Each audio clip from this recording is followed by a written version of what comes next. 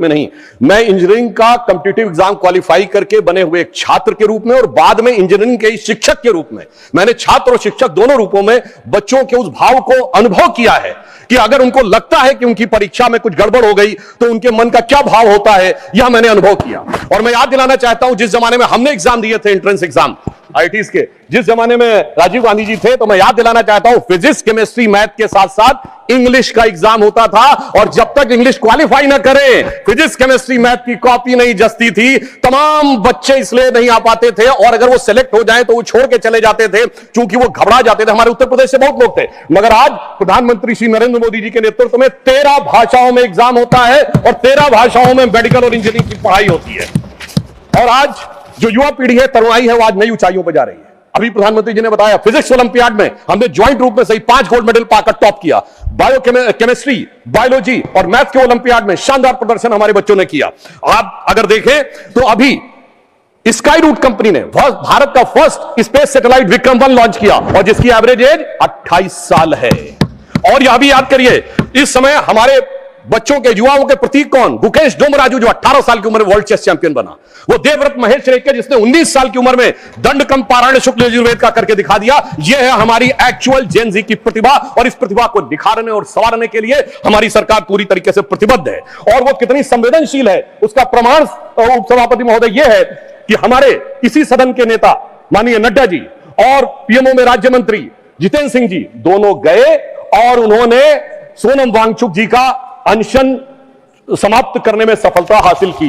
पर संवेदनशीलता के अलंबरदारों से मैं पूछना चाहता हूं, स्वतंत्र भारत का पहला आमरण अनशन हुआ था 19 अक्टूबर 1952 को कोट्टाभी श्रीरामुलु ने, किस लिए कि तेलंगाना आंध्र को अलग किया जाए। मगर सभापति महोदय 15 दिसंबर 1952 तक और उनकी मृत्यु हो गई उस आमरण अनशन में, मगर सरकार के कान पर जूं नहीं रोकी थी। यह दिखाता है कि कितनी संवेदनशीलता थी और कितना। फिर हमारी सरकार ने जो भी कार्य किए, 2 चक्र की वार्ता की माननीय नड्डा जी ने और माननीय जितेंद्र सिंह जी ने।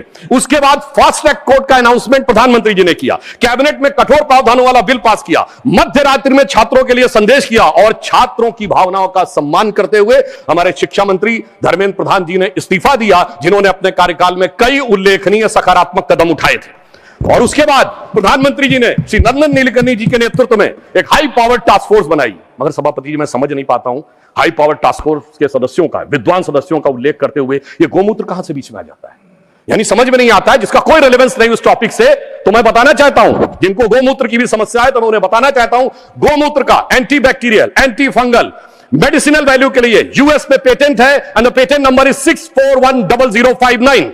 और गोमूत्र का बायो एनहांसर के रूप में यूएस में साइंटिफिक पेटेंट है 6896907। मगर सर क्या करें, दिमाग में मैकाले मार्क्स का गोबर भरा हुआ है, तो उन्हें कहां से समझ में आएगा सर? अगर यह आत्मविश्वास होता, जैसे प्रधानमंत्री जी ने all India institute of Ayurvedic science बनाया, ये 50 साल पहले बन गया होता, तो सभापति महोदय हमें हल्दी, नीम और तुलसी के पेटेंट के लिए लड़ाई नहीं करनी होती, हम आज लीडर बन के खड़े होते हैं। मगर क्या बताएं, ये विज्ञान में पश्चिम के अंधभक्त हैं और उस अंधभक्ति की कीमत इस देश ने चुकाई, मगर प्रधानमंत्री जी ने आकर उसको एक नई राह दिखाई है। मैं यह भी बताना चाहता हूं, हम इस विषय को लेकर किसी भी प्रकार का मजाक नहीं करते, हम पूरी तरीके से संवेदनशील होकर कार्य कर रहे हैं। और इस गंभीरता के लिए जो ये बिल आया है, हमारे 3 मूल मंत्र हैं। छात्रों के प्रति संवेदनशीलता, शिक्षा व्यवस्था के लिए व्यवस्था की सुदृढ़ता और पेपर लीक जैसे अपराध के लिए कानूनी कठोरता। विच I can say in English, we are having a sensitive approach, secure process and a stringent law. So SSS is our main motto, how to ensure these things. और मैं यह भी कहना चाहता हूं कि इस विषय पे 2 पक्ष हैं, एक लीगल यानी वैधानिक पक्ष और दूसरा है राजनीतिक पॉलिटिकल पक्ष। हम दोनों, पहले मैं लीगल पक्ष के ऊपर बात करूंगा, फिर पॉलिटिकल पक्ष के ऊपर। मगर हमारी सरकार ने यह प्रतिबद्धता दिखाई है कि जब छात्रों के भविष्य की बात आए तो ऐसा कठोर कानून बनाया है कि पेपर लीक करने वाले माफियाओं का मनोबल गिरना नहीं चाहिए, मनोबल जमींदोज हो जाना चाहिए। और इसके लिए 2024 के एक्ट के सेक्शन 11 के सबसेक्शन 2 में यह स्पष्ट किया गया है कि यदि कोई संगठित पेपर लीक करता है तो 1 करोड़ रुपए से उसको आर्थिक दंड को 10 करोड़ रुपए किया गया है। इसका उद्देश्य यह है यदि कोई ऐसा करता है तो उसकी आर्थिक ढांचा जमींदोज हो जाना चाहिए। सबसेक्शन 1 में 5 वर्ष के कारावास को 7 वर्ष किया गया है और 7 वर्ष के कारावास को 10 वर्ष किया गया है। 2024 के एक्ट के सेक्शन 10 में संशोधन किया गया है, यदि कोई व्यक्तिगत रूप से इसका दोषी पाया जाता है तो 50 लाख रुपए का होगा फाइन। माननीय मंत्री जी ने कहा था कि सर्विस प्रोवाइडर के ऊपर भी कड़ा शिकंजा करने की व्यवस्था की गई है। तो यदि कोई सर्विस प्रोवाइडर या मैनेजर होता है तो उस पर 1 करोड़ रुपए का फाइन और सजा जो है वो 10 वर्ष तक की हो सकती है। परंतु मैं कहना चाहता हूं सभापति महोदय, कानून कितना भी कठोर हो वो तब तक प्रभावी नहीं हो सकता जब तक जांच द्रुत गति से ना हो। तो इसमें यह प्रावधान किया गया है 2024 के एक्ट के सेक्शन 12 में, सेक्शन 12 और बी, ए एंड बी, 2 नए संशोधन किए गए हैं जिससे जांच एजेंसी को 2 महीने के अंदर ही अपनी जांच पूरी करनी है। और पहले प्रावधान यह था कि केवल सेंट्रल एजेंसीज करेंगी, अब स्टेट्स को इंपावर किया है कि वो चाहे तो स्पेशल टास्क फोर्स अपनी बना सकते हैं और उसे भी 2 महीने के अंदर जांच देनी होगी। यानी स्टेट्स को भी पावर दिया है और उसके लिए स्पेशल टास्क फोर्स की व्यवस्था भी की है। परंतु सभापति महोदय, जांच कितनी भी द्रुत गति से हो, जब तक न्याय द्रुत गति से ना हो तो भी समस्या होती है। तो इसमें यह व्यवस्था की गई है, सेक्शन 12 में यह प्रावधान किया गया है कि स्पेशल ट्रैक कोर्ट बनेंगे, फास्ट ट्रैक कोर्ट बनेंगे जो डे टू डे बेसिस के ऊपर हियरिंग करेंगे और इसके लिए कोई भी राज्य या केंद्र शासित राज्य या प्रदेश उच्च न्यायालय के मुख्य न्यायाधीश की अनुशंसा के ऊपर डेजिग्नेटेड कोर्ट का गठन कर सकेगा। परंतु सभापति महोदय, कई बार न्याय में बीच में लोग लूपहोल निकाल लेते हैं, तो यह भी व्यवस्था की गई है यदि कोई कानूनी दावपेच निकालकर बचना चाहे तो कोई स्पेशल टास्क फोर्स के आदेश या निर्णय को चैलेंज करना चाहे तो उसे हाई कोर्ट में 2 जजेस बेंच में ही जाना पड़ेगा और उस अपील का डिस्पोजल 3 महीने के अंदर करना पड़ेगा। यानी हर प्रकार की व्यवस्था को सुनिश्चित किया गया है। तो यदि मैं एक लाइन में कहूं तो इस विधेयक में पेपर लीक पर कठोर दंड, समयबद्ध जांच और त्वरित न्याय, तीनों का ही समस्त प्रावधान किया है। इसके लिए मैं सरकार को धन्यवाद और साधुवाद देना चाहता हूं। और इतना ही नहीं, विगत 12 वर्षों में हमारी सरकार ने शिक्षा व्यवस्था के लिए क्या क्या किया है वो बहुत सारा विस्तार लोग बता चुके हैं। IITs 15 से 23 हुई, IIMs 15 से 21 हुई, एम्स 7 से 20 हुए, मेडिकल कॉलेज 387 to 808 हुए, टोटल यूनिवर्सिटी 760 से 1338 हुई, अंडर ग्रेजुएट MBBS सीट 151% बढ़ी, PG सीट 140% बढ़ी और 15,000 करोड़ रुपए का निवेश किया गया है ताकि आने वाले वर्षों में 10,000 नई मेडिकल सीट्स का गठन हो सके।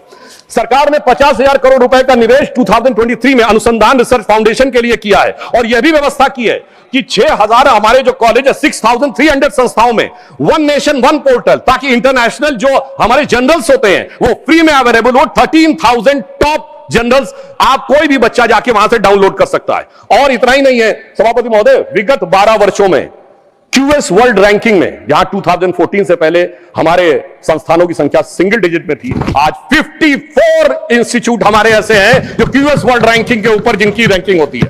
और मैं यह भी बताना चाहता हूं आज भारत की शिक्षा व्यवस्था के प्रति क्या आकर्षण उत्पन्न हो रहा है। 58,000 से अधिक विदेशी छात्र आके पढ़ रहे हैं। आज स्थिति यह है कि पहली बार हमारे संस्थान IIT मद्रास का जंजीबार में कैंपस बना है, IIT दिल्ली का अबू धाबी में बना है, IIM अहमदाबाद का दुबई में बना है और अभी प्रधानमंत्री जी इंडोनेशिया गए थे तो पहली बार IIM बेंगलोर के कैंपस के लिए इंडोनेशिया की सरकार ने रिक्वेस्ट किया है और उसकी अनुमति प्रदान की गई है। यह दर्शाता है कि शिक्षा व्यवस्था के लिए काम किया। और एक और मैं कहना चाहूंगा, हमारे विपक्ष में कई विद्वान लोग बैठे हैं, अब भारत का जो फॉरेन रेमिटेंस है $135 बिलियन आता है और उसमें से पहली बार ऐसा है विगत 2 वर्षों में जब वो डेवलप्ड इकोनॉमीज में से आता है। यानी हमारा जो टैलेंटेड यूथ है जो जाके जिसको आप हाई लेवल स्किल वाले जॉब्स कहते हैं उनमें से करके वो ला रहा है, तो यह दिखाई पड़ता है कि हम कितने सही ढंग से काम कर रहे हैं। माननीय खड़गे जी ने बोला था कि साहब हमने उनसे सीखा और हम ही जो है वो उनसे सीखने के बाद ये नीट का और NTA का विषय लाए।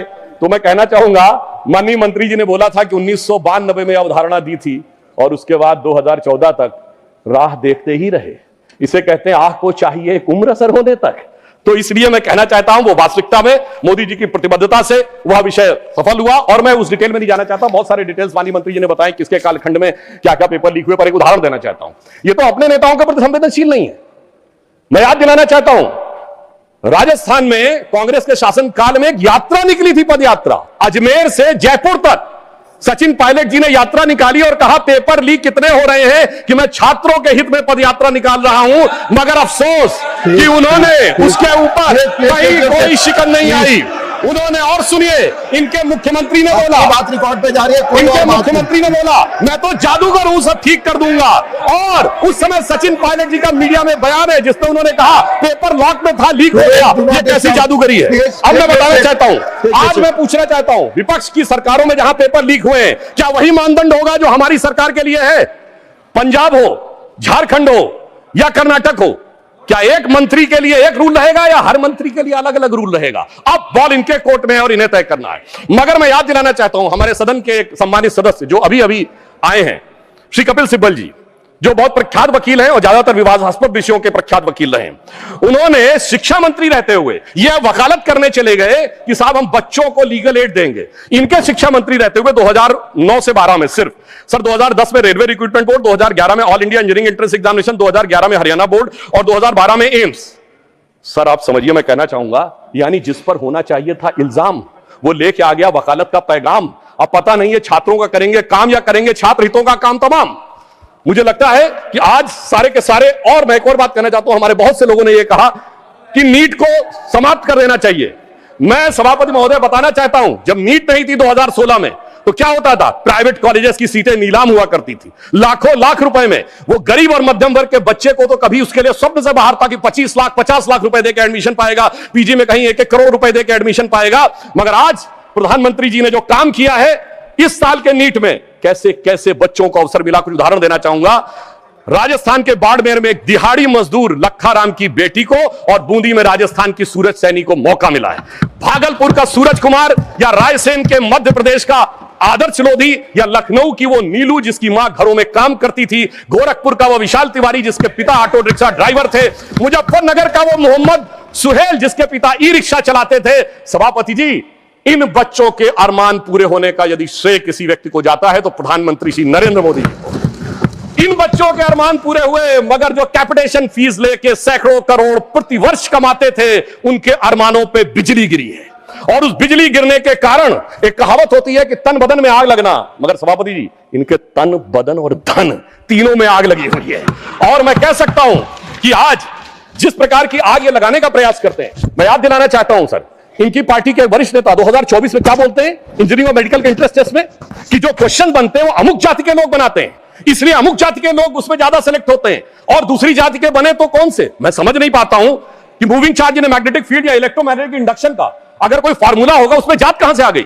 सभापति जी 9th क्लास में मैंने पढ़ा था, अगर सेंट्रीग्रेड को फॉरेन हाइट में चेंज करना है तो C/5 = M-32/9 होता है। अगर ये सवाल पूछा जाएगा तो सवाल और जांचने वाले में जात कहां से आ गई। मैं जेनजी से कहना चाहता हूं, समझिए इनके खतरनाक इरादे। ये उस समय भी आपको गुमराह करने में लगे हुए थे, और आज आदरणीय खड़गे जी ने कहा कि SC ST OBC के रिजर्वेशन के बारे में। सभापति महोदय, शिक्षण संस्थाओं में SC ST OBC का रिजर्वेशन, बिजला जी ने बोला था सर, जैसे ही दूसरा वाला वोट बैंक दिख जाता है, AMU SC ST OBC reservation साफ, Jamia Millia Islamia SC ST OBC का रिजर्वेशन साफ, कश्मीर में SC ST रिजर्वेशन देने की जरूरत ही नहीं है। हजारों संस्थाओं को माइनॉरिटी घोषित करके SC ST OBC का रिजर्वेशन साफ। और याद करिए सर, कश्मीर में यह प्रावधान था कि वाल्मीकि समाज की एक बच्ची जब वो PhD करके गई कि यूनिवर्सिटी में लेक्चरर बनना है, तो उससे कहा गया तुम्हारे डोमिसाइल के हिसाब से तो सिर्फ सफाई कर्मचारी बन सकते हो। और ये लोग आके आज मनुस्मृति की बात करते हैं। मुझे लगता है कि आज वो धारा 370 हटने के बाद उन्हें वास्तविक अधिकार मिला है। और मैं ये भी कहना चाहूंगा,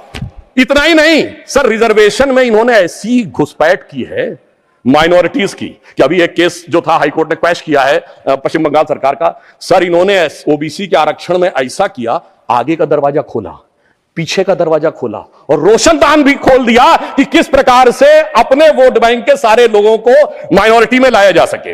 अब मैं यह भी कहना चाहता हूं सर, खड़गे जी ने जो कुछ भी बोला, अब उस विषय के ऊपर मैं बोल चुका हूं, इसलिए मैं दोबारा नहीं बोलना चाहता, मगर फिर मैं बताना चाहता हूं, आज समाज में जो लड़ाई लगाने की बात की जाती है, आई जस्ट रिपीटिंग क्विकली कि डॉक्टर अंबेडकर ने अपनी किताब हु और शूद्राज में chapter number 1 page number 1 paragraph number 3 में लिखा है, there is no connection of modern day schedule caste with the Vedic age Shudras. Second, उन्होंने द अनटचेबिलिटी में लिखा है पेज नंबर 155 पे, आप कहेंगे तो मैं अभी आपको ऑथेंटिकेट कर सके दे सकता हूं, जिसमें उन्होंने लिखा देयर वाज नो अनटचेबिलिटी बनूदरा started on 4th century subsequent become on 8th century. अब 8th सेंचुरी से इस देश में क्या हुआ था ये भी याद रखने की जरूरत है। पर मैं ये कहना चाहता हूं सर एक और बात, कि आज जो लोग कॉम्पिटिटिव एग्जाम वाले बच्चों के लिए कि नेता बनने का प्रयास कर रहे हैं, सर उन्होंने कभी जिंदगी में कंपटीशन देखा है? कभी नहीं देखा सर।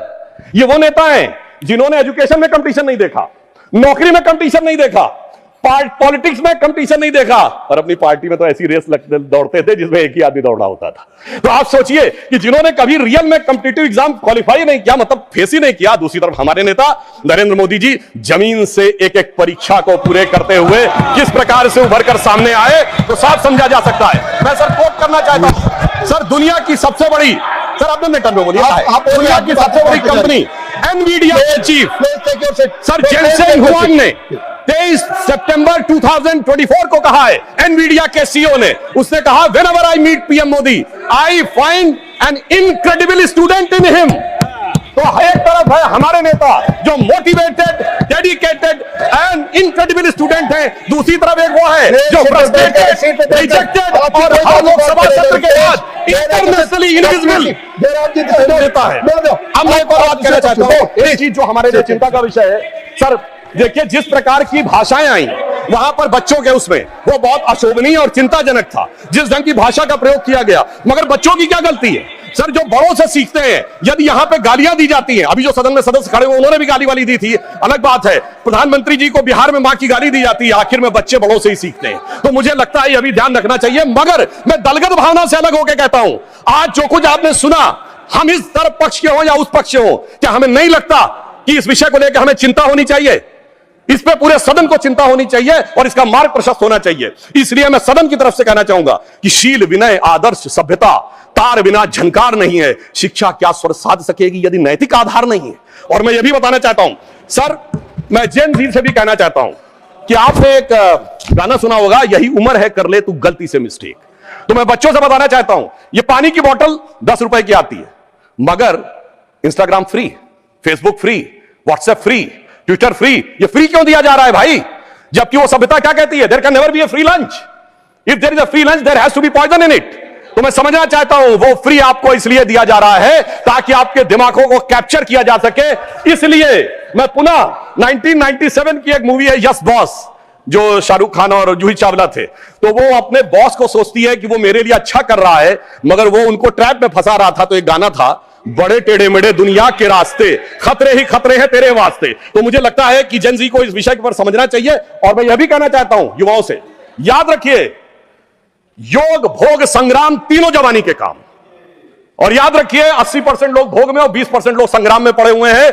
बहुत संभल संभल कर आगे कदम बढ़ाना होगा। इसलिए मैं कहना चाहता हूं कि आज जब छात्रों के आंदोलन में कुछ ऐसे अवांछित तत्व आ गए थे, और ये मैं हवा में नहीं बोल रहा हूं, 23 जुलाई को 9:30 पे सोनम वांगचुक जी का ट्वीट है जिसमें उन्होंने ये कहा कि भाई मुझे बहुत पेन है कि कुछ एंटी सोशल एलिमेंट्स आ गए। बच्चों से कहूंगा सावधान रहिए, ये बड़े खतरनाक एलिमेंट हैं, ये अवसरवादी या राजकतावादी हर आंदोलन में चले जाते हैं, सीए में भी चले जाते हैं, किसान में भी चले जाते हैं, कुछ पहलवान में भी चले जाते हैं, आज बच्चों में भी। तो ये वो मुखौटा है जो कभी मुसलमान के पीछे छुपता है, कभी किसान के पीछे छुपता है, कभी पहलवान के पीछे छुपता है, आज नौजवान के पीछे छुपा है। इसलिए मैं कहना चाहूंगा बच्चों से कि देखिए वो जो बच्चे हैं वो तो भटके हुए नौजवान हैं सर, बच्चे तो भटके हुए नौजवान हैं, मगर सत्ता के लालच में पक्की दाढ़ी वाला एक लटका हुआ नौजवान भी है, उससे उनको बहुत सावधान रहने की जरूरत है। और मैं सर बस 1 मिनट में खत्म कर रहा हूं सर, प्रधानमंत्री जी ने और गृह मंत्री जी ने यह ध्यान रखा, हिंदी में एक कहावत है कि गेहूं के साथ घुन न पिसने पाए,